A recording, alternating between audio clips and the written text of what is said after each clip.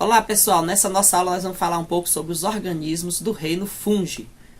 Vamos fazer uma abordagem sobre as características gerais desses organismos, sobre as funções e o papel desse organismo no ambiente e também vamos abordar um pouco sobre as doenças causadas pelos organismos do reino Fungi. Os organismos do reino Fungi são seres eucariotos, ou seja, apresentam carioteca como envoltório nuclear. O núcleo celular está envolvido pela carioteca, apresentam parede celular de quitina, um carboidrato, que constitui a parede celular desses organismos, e não a celulose, como no caso dos vegetais, dos protozoários, de alguns protozoários e dos organismos do reino Monera. Foram durante muito tempo consideradas plantas degeneradas, devido às suas características similares ao formato de uma planta. Eles apresentam reserva energética de glicogênio e são seres heterotróficos.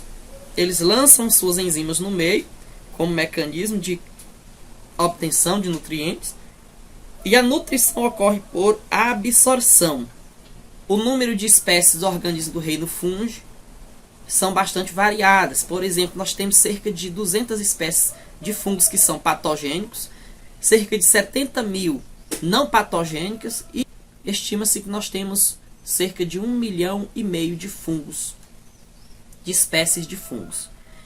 A estrutura dos fungos é constituída por organismos uni- ou pluricelulares que apresentam filamentos denominados hifas, e o conjunto dessas hifas vai formar o micélio, que é o corpo do fungo. Quanto à nutrição e o crescimento, os fungos heterotróficos são saprofitistas, apresentam o saprofitismo como relação biológica de nutrição, são os fungos decompositores. Há também os parasitas, são organismos que desenvolvem ação de parasitismo. E há a simbiose, que são organismos que vivem em relação mutualística com outros seres, que concedem benefícios e obtêm vantagens também dessa relação. No parasitismo, um organismo é prejudicado pela presença do fungo naquele ambiente. A obtenção de alimentos desses organismos acontece por absorção. O acúmulo de glicogênio nos fungos constitui sua principal reserva de energia, e os fungos são organismos bastante versáteis para a utilização do substrato e também para a interação com outros seres vivos. Nós vamos encontrar fungos com as mais diversas atividades biológicas no ambiente. Fungos saprofitistas, que são fungos decompositores, fungos parasitas, fungos mutualísticos. Os fatores de crescimento dos fungos que devem ser considerados são a temperatura, a umidade, luz e o pH do ambiente, o potencial de acidez do ambiente. Tudo isso vão contribuir para o desenvolvimento e para o crescimento do fungo. Eles se reproduzem pela forma assexuada, com a propagação vegetativa. É uma reprodução de alta frequência, ocorre por meio de divisões mitóticas e está presente em todos os grupos de fungos.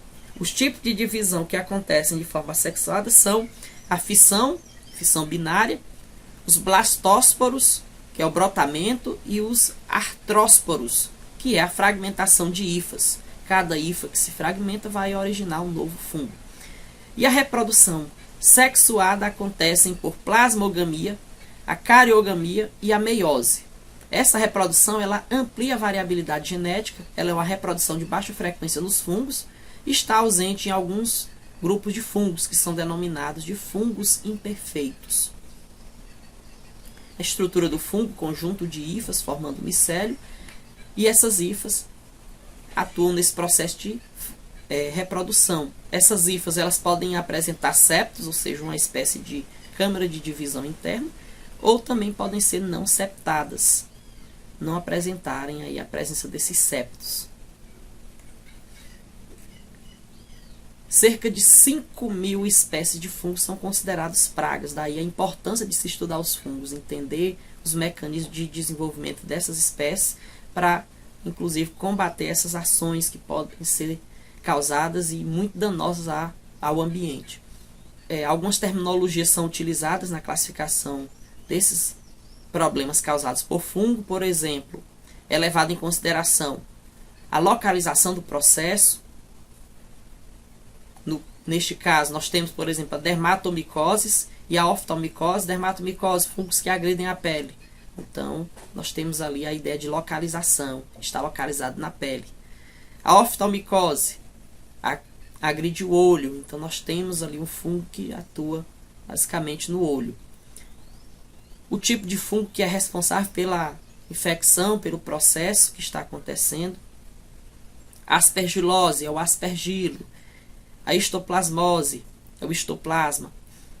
Também leva em consideração os tecidos e órgãos que são afetados, por exemplo, micoses superficiais, ou cutâneas, ou subcutâneas, ou sistêmicas. As micoses sistêmicas acontecem aí quando ela se dissemina por várias regiões do corpo. Ocorre por fungos patogênicos e também por fungos oportunistas. E na literatura médica, ou também na literatura leiga, nós vamos encontrar a presença de sapinho, do pé de atleta, sapinho, que é geralmente na cavidade oral, pé de atleta, causador aí da frieira, e está relacionado ao uso de meias úmidas.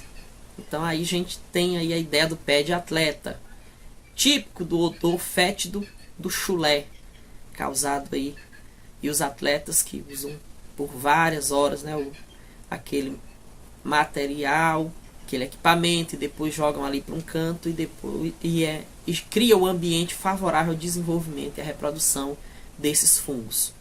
Algumas doenças que são causadas por fungos, a gente vai entender na literatura que cerca de 40% das infecções hospitalares são causadas por fungos, levando ao desenvolvimento de problemas como pneumonia, de histoplasmose, candidíase, a micose. Podem levar, inclusive, esse problema, né, que está intimamente relacionado ao câncer de pênis. Então, nós temos alguns territórios aqui no Brasil que o índice de câncer de pênis é muito elevado e está intimamente relacionado à higiene íntima. Então, se não há esse cuidado com essa higiene íntima, pode levar a abrigar fungos oportunistas e, inclusive, pode perder o órgão sexual reprodutor masculino.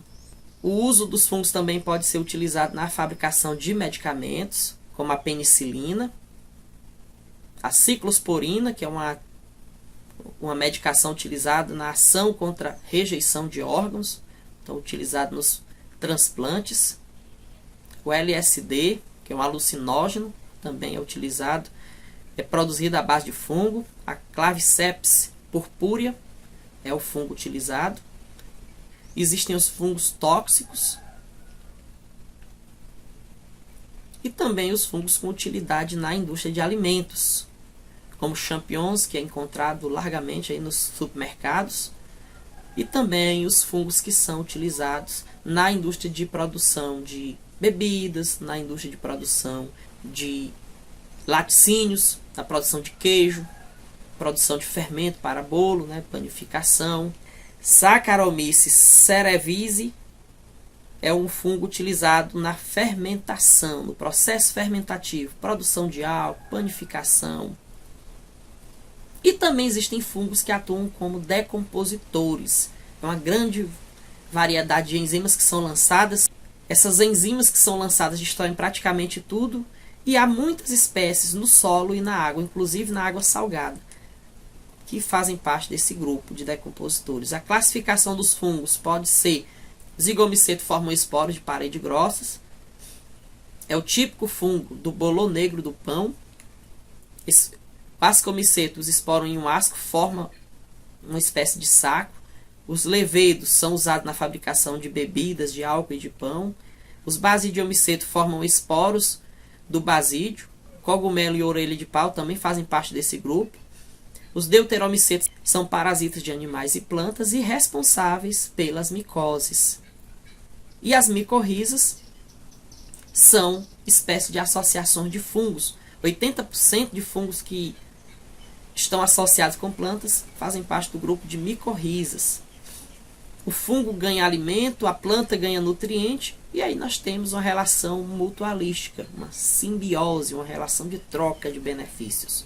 Os links também é resultado da associação de fungos com outros organismos, fungos e clorófitas, fungos e cianobactérias. O fungo ganha alimento e o fotobionte ganha proteção e umidade. Então, gente, o que nós temos sobre os fungos para o momento é isso.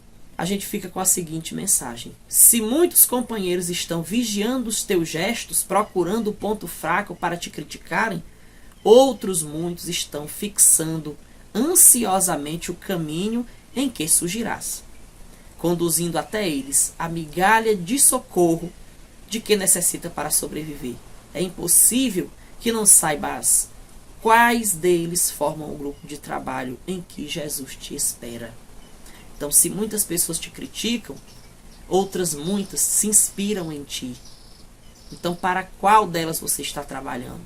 Para qual dela é o direcionamento da sua vida? Pense nisso, curte, inscreva-se no nosso canal, ative o sininho para receber notificação de novas ações do nosso canal. Agradeço a sua paciência mais uma vez e a gente se encontra nas próximas aulas. E muito obrigado!